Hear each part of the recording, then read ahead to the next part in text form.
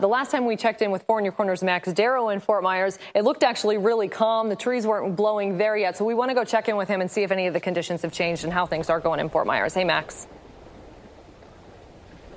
Hey, well, we have moved a little bit from where we were. We are now on the right on the Caloosahatchee River here in Fort Myers. Looking across is Cape Coral, and now we are here right on the banks of the river. Now, pretty much, it's gotten windy here and there. You know, it hasn't been that windy yet. We've had some raindrops over here, a little more so than we were in that neighborhood just a couple of blocks away. Now, being a little bit more close to the water, we did find some residents who were taking a walk, just a nice evening stroll along the water. And one of them did evacuate. She's staying with her friend who lives on this side.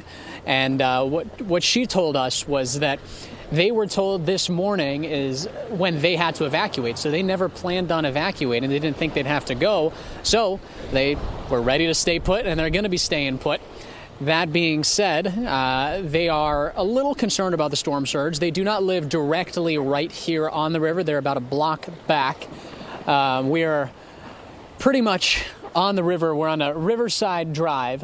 And so they said they're not too concerned about the storm surge. It hasn't been an enormous problem, at least in this particular area, they told us, for the last a couple of times they had storms, but nevertheless, they still are pretty nervous for this to come because they are going to be here. They do have plenty of provisions for the next couple of days. And they said since they weren't going to evacuate, they did prepare ahead of time.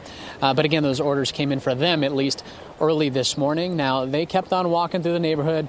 They seemed pretty calm. But, you know, at this point, the weather here is still pretty calm. You see a couple of raindrops coming down.